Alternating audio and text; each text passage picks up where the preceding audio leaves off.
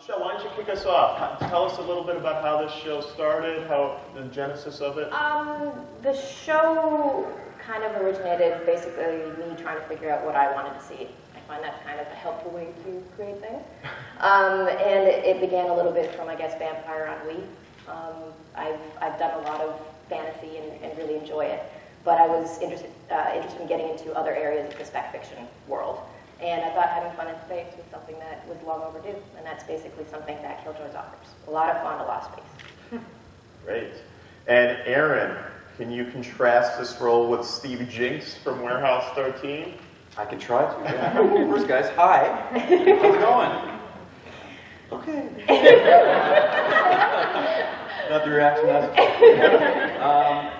yeah, I mean, I think that there's a lot of similarities, but there's also a lot of differences. I think that Steve sort of, because of his abilities, and he was very reserved and sort of had a lot of walls up, and I think that John is sort of the opposite of that. He sort of wears his heart on his sleeve, and he's very direct, and he's very out there, and I think Steve was the butt of a lot of jokes because he was so buttoned up and serious, and I think that John is the first one to make a joke and sort of, you know, keep it light and fun. So I think that I could ramble on for a long time, and I'm sure you don't need that. But there's a lot of similarities, but there's also some really, really big differences. So it's exciting for me to get to play a brand new character that I'm very excited about. Yeah. Exciting to watch too. So let me open it to the room. Questions? Who, me? Oh. Yeah, Colin. I have a couple of questions, but I won't ask any orphan fact questions, which I really, really want to. They'd shoot us. Just so you know, there's all the clones. Will there be any clones on this show? Nice segue, but not that I'm aware of. Yeah, no. So actually, my question is really for Aaron. You just left a popular sci-fi show, Warehouse 13. Was it like being an actor who had a stable kind of job on a hit series sci-fi show, and then kind of not knowing where you're going to be next, and then ending up with something like this? What's that transition like? Well, it's always difficult when you end a job as an actor. You're thinking you're never going to work again. You're a has-been.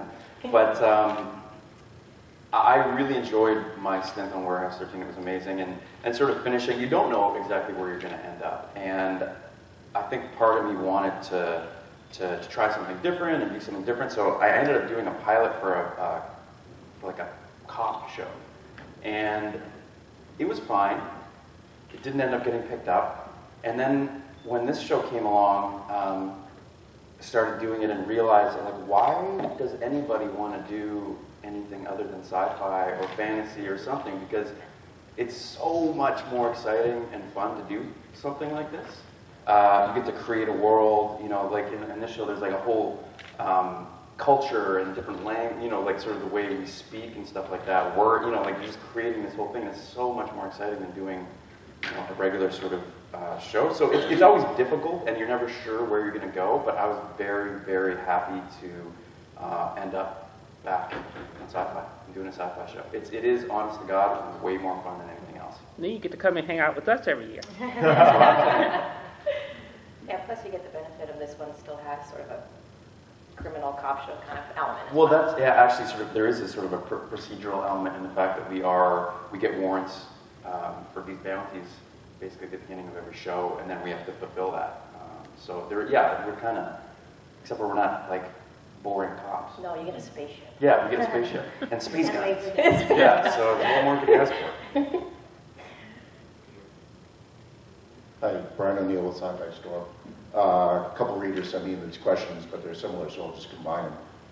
First, can you give us a brief description of each of your characters, and also what drew you to that particular character? Do you want to talk about the characters a little bit? Yeah. Thank you. Yeah. We have Treely on Killjoys. We have Dutch, who is she comes. I have to be careful because when I say she was a child killer, people think that was.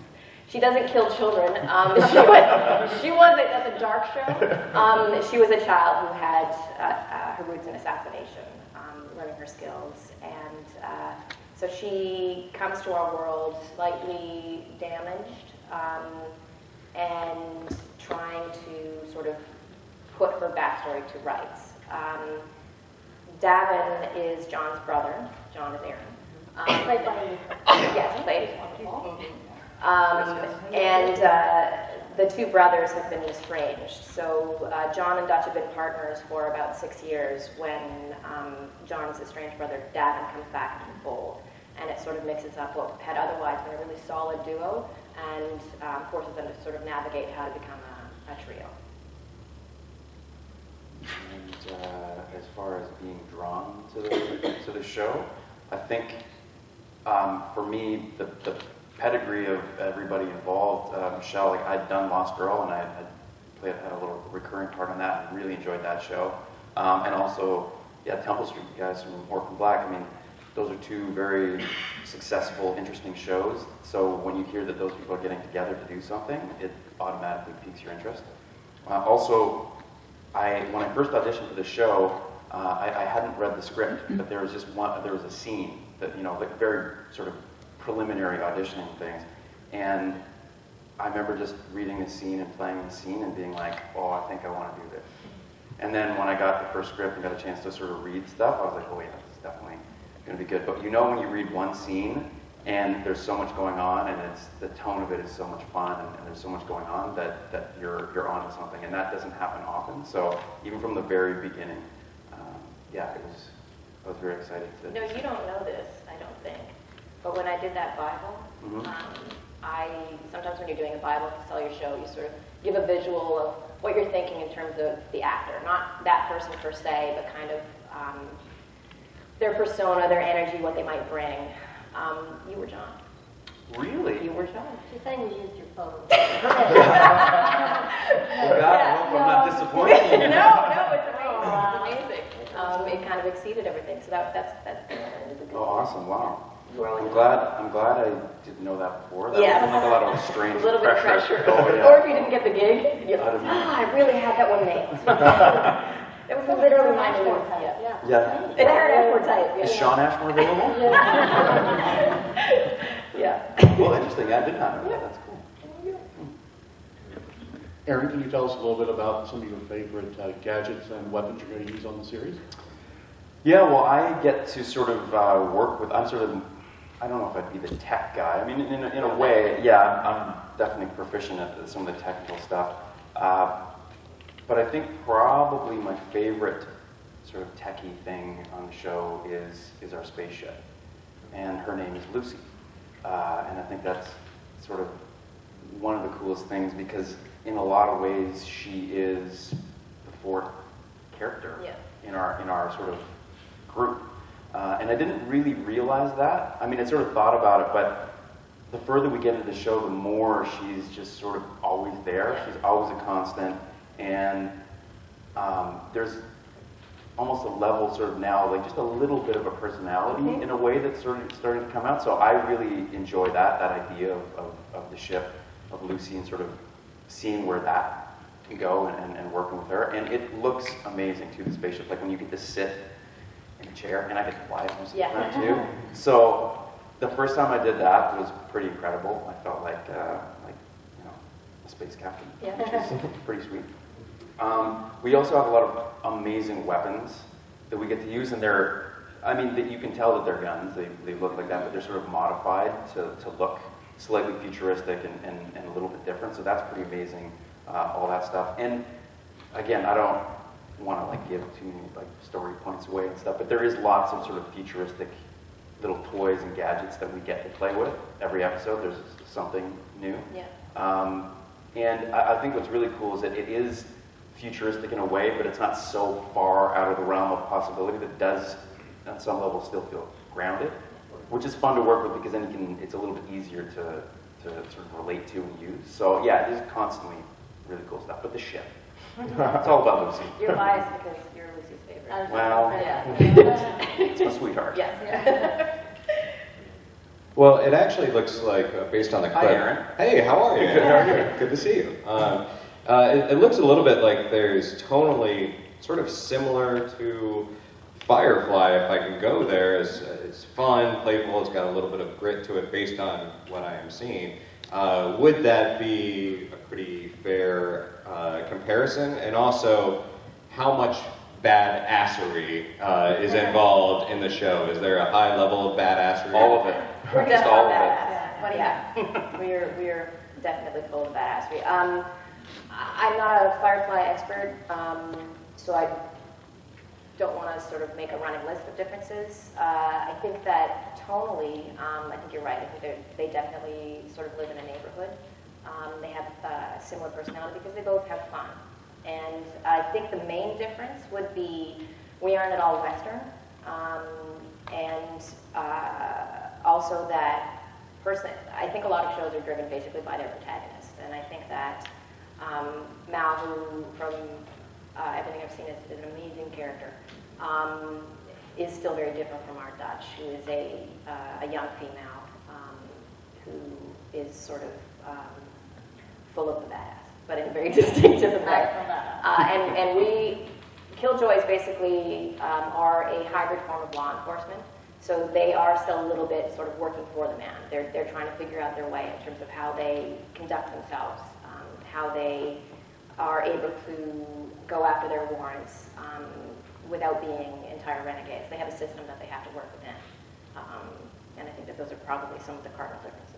But I think Firefly fans who often email me will enjoy this show. So if you could all print that, give them something else to think about, that would be great. Can you give us a little sneak preview of the types of worlds and alien environments you guys are going to be visiting, and what's been your favorite so far, or one that fans should look forward to encountering? And are you going to have any recurring aliens as well? Sorry, what was the last part? Are you guys going to have any recurring aliens? Well, we don't have aliens. Our world is basically the area that we're exploring is one called the Quad, and this is who our Killjoys, or rather where our Killjoys sort of conduct themselves. The Quad is one planet called Fresh and her 3 moons, and most of our stories are between 2 of her colonized moon and Fresh herself. So there's a lot of recurring characters that we have within there, but it's a human colonization, by and large. By and large. Yes? Hi guys. I'm curious, what do you feel it will be about the series that will resonate well with viewers? And also, what was one of your biggest challenges putting everything together? Sorry, can you hear that? Oh, I'm sorry. What was one of your biggest challenges putting everything together? I think the biggest challenge for me, basically, first I did it with Succubus, and now I've done it with Space, is coming up with something that you're like, oh, maybe they'll make that. But really, the fact that they're actually going to say, yes, you can have these toys that you want and play with them is always the biggest challenge, is trying to find the people that are willing to do that, and the excellent partners that you sort of end up with going on that journey. I think the other part that was hard for us was finding our cast. I think that's always the most difficult and most crucial ingredient, obviously, and the synergy I think that you guys have. The fact that you have to play, I mean, you're a twin, so that might help, but having to play a brother instantly, and having to, mine all that emotional stuff with the fights that you guys have, and the chemistry that you have with Hannah's Dutch. That's something that you never really know, because while you're going through this audition process, you don't really get a lot of time with the 3 of them together until you're up and running. And that was, I think, a really, really lovely surprise, that how well you guys have fit. Well, in the casting process, the interesting thing was, for some reason, I was like, I know Luke is going to get this part. Like, to me, like, I was like, Luke is this guy. Like, even in the waiting room when I saw him, I was like, yeah. Yep. And then I saw him read the scenes, because we read all the scenes together, and I was like, yeah, he's definitely, he's the one. And the interesting thing was, for Hannah, I actually didn't end up reading with Hannah because What was that thing you did that day? I was going to a convention in Australia, I think, that day. It was I think that was the day you got married. No, not that day. Oh, okay. When I tested for the show, it was like 2 days before I got married, and the end of the second day, I was like, guys, I have to be out of here at noon because I've got my rehearsal that I have to go to. And my wife is going to kill me if I don't. I mean, she'd understand, but she'd also, so that was a bit of a whatever. But I remember I'd heard that I got the role and that Luke got the role, and there were some really talented girls that had auditioned. And I remember I was saying to my brother, I said, yeah, there's some really great girls that auditioned for the part, but I don't think I saw Dutch. And, you know, like, that's just me, like, I hadn't at all. And then, like, 5 minutes later, I got a call saying, okay, so you and Luke have the roles, but they're still looking for their Dutch. Can you come in for another read, a chemistry read? And I was like, aha! I knew it. So you're right. I mean, as far as, like, that difficulty in that finding the right people, they kind of work together and having a limited time to do that, it's tough. Yeah. I think it's probably one of the hardest parts of your job. Yeah. It's like, go be charming, have chemistry. Who's going to be over here with a camera filming it? Yeah. I think the makeup of the team and the characters as well will resonate with the viewers, just to answer your first question as well. Like, it feels quite fresh, actually. You may be surprised at the way the team interacts. I think it's unexpected, but feels really grounded and fun.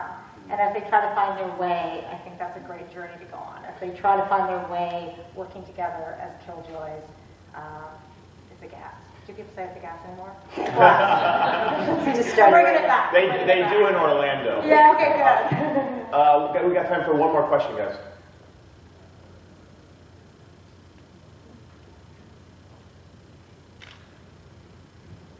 Hi.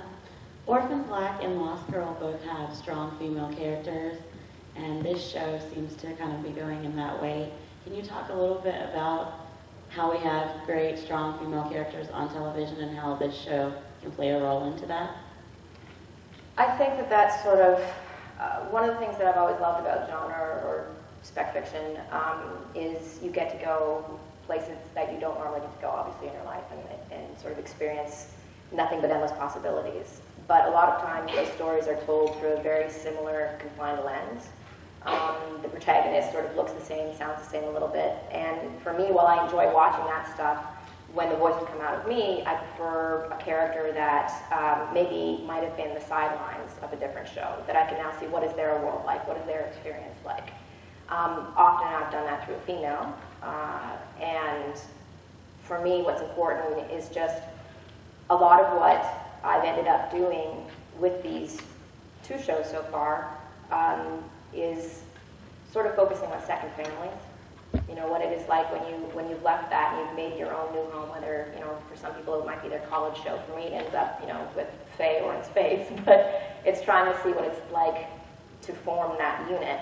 And I think when you put somebody like a Bo or a Dutch in the middle of that, you're telling I think you're telling a different story than you would tell if it was sort of a more expected lead. So I think we are living in an era right now, obviously, or have been enjoying this for quite a while, where we're getting a lot of strong female protagonists that aren't just tough, because that's hot, and I'm all about that, but also are able to just be real and have fun and screw up. And I'm really, really invested in the relationship that Dutch has with John because it's platonic. And I love the idea of not having a triangle. We have what I would refer to as a relationship triangle in the sense that this is a partnership that has now changed and is evolving. But it's not a sexual triangle, it's not a love triangle. They're not 2 brothers fighting over the same girl. They're fighting over the fact that that is John's primary partner. He's earned this, and now the brother is coming in and sort of causing tensions. Stepping on my toes. He's stepping on your toes, getting a little bit in your area. But the fact, I'm really interested in having this team of equals between John and Dutch, who happens to be female, but is tough as hell, and what it's like for the 2 of them, you know, navigating that relationship without the usual sort of sexual forays, perhaps, which they get with other people. All right, great. Thank you, guys, and thank you for all the questions. Thanks, guys.